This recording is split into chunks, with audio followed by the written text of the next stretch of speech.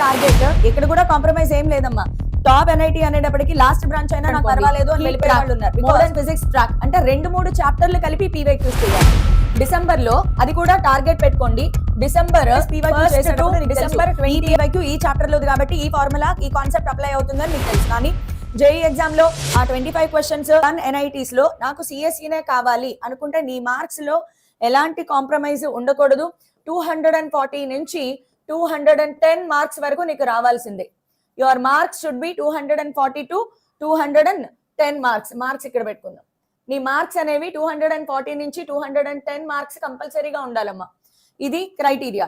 అలా కాదు top NITs లో ఎనీ బ్రాంచ్ పర్వాలేదు, అదే top NIT any branch last branch అయినా పర్వాలేదు, ఎనీ లాస్ట్ బ్రాంచ్ అయినా పర్వాలేదు అనుకున్న వాళ్ళు మీ టార్గెట్ ఎక్కడ కూడా కాంప్రమైజ్ ఏం లేదమ్మా.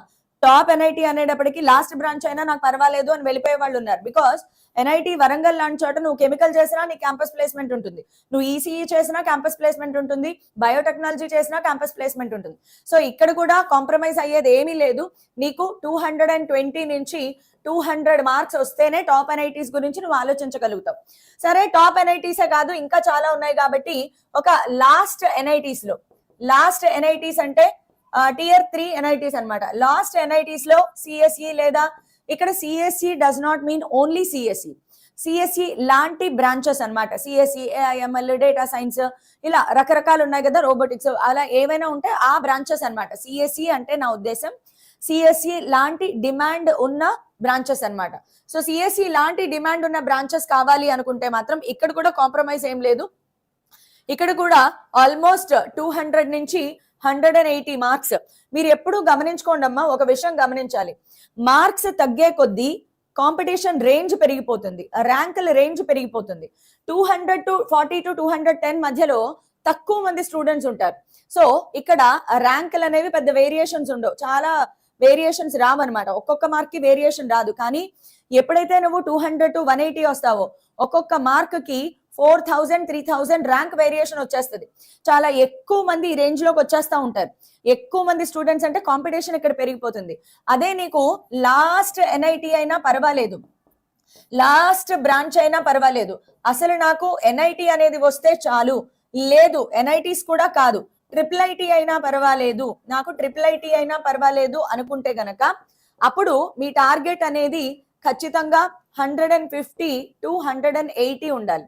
150 పైన ఉండాల్సిందేమా. బికాస్ ఈ సంవత్సరం కాంపిటీషన్ పెరుగుతోంది, నంబర్ ఆఫ్ అప్లికేషన్స్ బీభత్సంగా ఉన్నాయి. ఈ సంవత్సరం కూడా 14 to 15 lakhs స్టూడెంట్స్ రాస్తారు.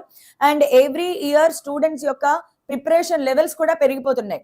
చాలా బాగా ప్రిపేర్ అవుతున్నారు. ఎక్కువ మంది స్టూడెంట్స్ క్వాలిటీగా ప్రిపరేషన్ చేస్తున్నారు. కాబట్టి ఈ రేంజ్ లో పడే వాళ్ళ సంఖ్య చాలా ఎక్కువగా ఉంటుంది. సో ఈ రేంజ్ లో పడే వాళ్ళ సంఖ్య ఎక్కువగా ఉంటుంది కాబట్టి నీకు హైయెస్ట్ కాంపిటీషన్ ఉంటుంది. సో మినిమం ఎన్ఐటి కొట్టాలి అంటే 150 ప్లస్ వెళ్లాల్సిందే. ఇది నేను ఒక యావరేజ్ పేపర్ గురించి మాట్లాడుతున్నాను. Not very tough paper, not very easy paper, ఒక యావరేజ్ పేపర్ వస్తాయి. ఆ వెరీ టఫ్ వెరీ ఈజీ తర్వాత సంగతి, ఎందుకంటే ఇవన్నీ నార్మలైజేషన్ అవుతాయి. సో నార్మలైజేషన్ అయ్యి మార్క్స్ వస్తాయి కాబట్టి. సో ఇప్పుడు ఈ టార్గెట్ ని పెట్టుకుని నీ ప్రిపరేషన్ లెవెల్స్ ఎలా ఉండాలి, నీ ప్రిపరేషన్ ఇప్పటి వరకు ఎంత ఉంది, నువ్వు ఏం చేస్తున్నావు. ఫస్ట్ ఆఫ్ ఆల్ ఈ పాటికి ఇక్కడికి నీకు ఒక 70 to 80% ఆఫ్ ది సబ్జెక్ట్ మీద నాలెడ్జ్ ఉండాలమ్మా. అసలు జీరో నాలెడ్జ్ అయితే జేఈ ప్రిపరేషన్ ఆపేసేయండి. ఐపీఈకి వెళ్ళండి, ఎఫ్సెట్ కి వెళ్ళండి, అక్కడైనా మంచి మార్క్స్ వస్తాయి. So that you will get good other colleges. So ఇప్పటికీ నాకు 20-30% మాత్రమే తెలుసు అనుకుంటే మాత్రం మిరకల్స్ జరగవు, గుర్తుపెట్టుకోండి. సో ఎవరైతే ఒక 60% సిలబస్ అయిపోయింది, 70% సిలబస్ అయిపోయింది, 80% సిలబస్ అయిపోయిన వాళ్ళు సేఫెస్ట్ జోన్ లో ఉన్నారనమాట.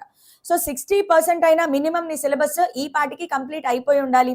సిలబస్ కంప్లీట్ అవ్వడము అంటే ఏంటి, నువ్వు పీవైక్యూ చాప్టర్ వైజ్ పీవైక్యూ, మీరు నవంబర్ లో చేసే పని ఏంటి, నవంబర్ లో చేసే పని చాప్టర్ వైజ్ పీవైక్యూస్ వెళ్తారు. మీరు నవంబర్ లో చాప్టర్ వైజ్ పీవైక్యూ చేస్తారు కదా.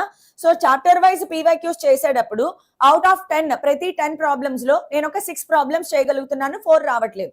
That is good condition. Don't worry, ఒక 4 ప్రాబ్లమ్స్ అందరికీ రావు, అది సొల్యూషన్ చూసి మీరు నేర్చుకుంటారు. సో నవంబర్ లో మీరు చేయాల్సింది చాప్టర్ వైజ్ పీవైక్యూ.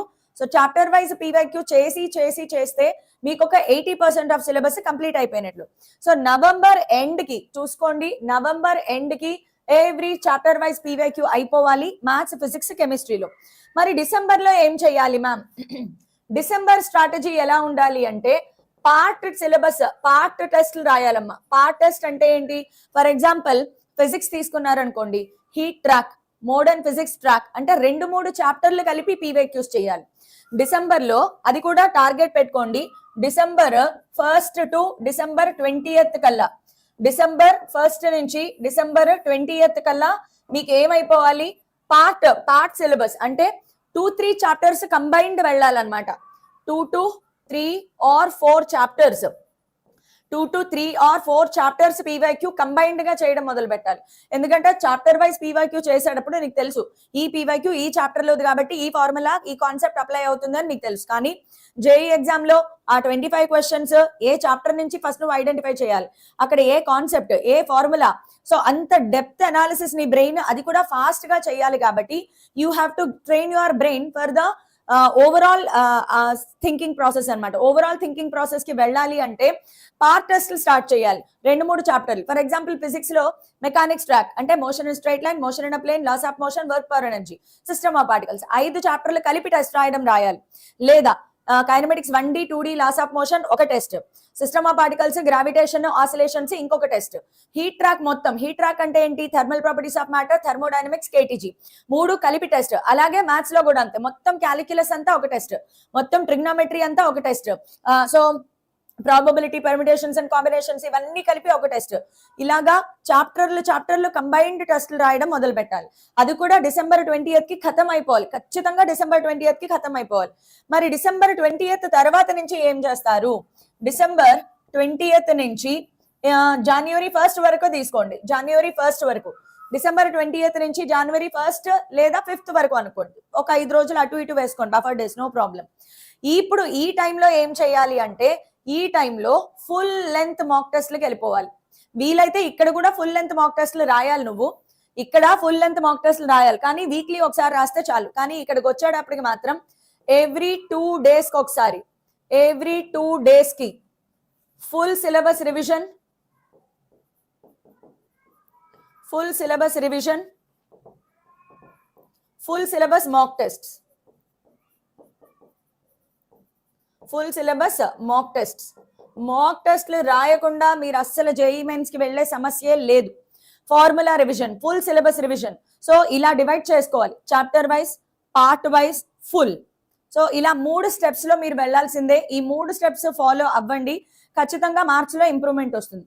మాక్ టెస్ట్ని ఎలా రాయాలి? మాక్ టెస్ట్ని రాసేటప్పుడు అండ్ గుర్తుపెట్టుకోండి అమ్మా, ఎప్పుడైతే December మంత్ వచ్చిందో you have to maintain your physical fitness also. అంటే నీ బాడీని ట్రైన్ చేయాలి.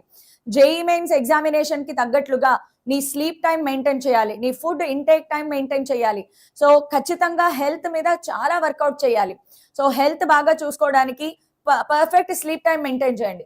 నవంబర్ మంత్ లో మీరు ఎలా అయినా చదవండి, నైట్ అవుట్లు చేస్తావా, ఈ టైమ్ ఆ టైమ్ నీ కంఫర్ట్ జోన్ చూసుకుంటావు. కానీ డిసెంబర్కి వచ్చేటప్పటికి మాత్రం ఒక పర్టిక్యులర్ టైంకి నిద్రపోవడం, ఒక పర్టిక్యులర్ టైంకి నిద్ర లేవడం. పర్టిక్యులర్ టైం అంటే పొద్దున 10ంటికి నిద్ర లేవడం కాదు. బికాస్ జేఈ మెయిన్స్ ఎగ్జామ్ కి నువ్వు మార్నింగ్ షిఫ్ట్ కనుక వస్తే మార్నింగ్ 7:30కి సెంటర్ దగ్గర ఉండాలి. అంటే నువ్వు 7:30కి సెంటర్ దగ్గర ఉండాలంటే మార్నింగ్ ఎప్పుడో 5 o'clockకి నిద్ర లేవాలి. సో 5 o'clockకి నిద్ర లేవాలి కాబట్టి నువ్వు 5 to 6 మధ్యలో ప్రతిరోజు నీకు మెలకు వచ్చేలాగా, అలారం లేకుండా మెలకు వచ్చేంతలాగా నీ బాడీని నువ్వు ట్రైన్ చేయాలి. So perfect sleep time maintain చేసుకోండి. అలాగే చాలా మంది ఇప్పుడు ఇంకా December మంత్ వచ్చేటప్పటికి హోమ్ ప్రిపరేషన్ తీసుకుంటారు. మంచిదే, హోమ్ ప్రిపరేషన్ తీసుకోండి. పొద్దున సాయంత్రం వరకు కూర్చున్న చోటు నుంచి లేవకుండా, దించిన తల ఎత్తకుండా ప్రయత్నం చేయండి. ఓకే, ఈ రోజు నువ్వు దించుకున్న తల రేపొద్దున్న తల ఎత్తుకునేలాగా చేయగలిగే కృషి చేయండి. ఓకే, సో నీ ప్రయత్నంలో ఎలాంటి లోపం చేయొద్దు. ఫస్ట్ ఆఫ్ ఆల్ నీ ప్రయత్నంలో ఎలాంటి లోపం చేయొద్దు. Keep on practising and practising and practising. రాకపోతే సొల్యూషన్ చూసుకోండి, మళ్ళీ క్లోజ్ చేసి మళ్ళీ మీరు సొల్యూషన్ వితౌట్ సీయింగ్ చేయండి. కంటెంట్ అనేది నోట్స్లు రాయొద్దమ్మా, నోట్స్లు రాసుకుని టైం వేస్ట్లు చేసుకోవద్దు.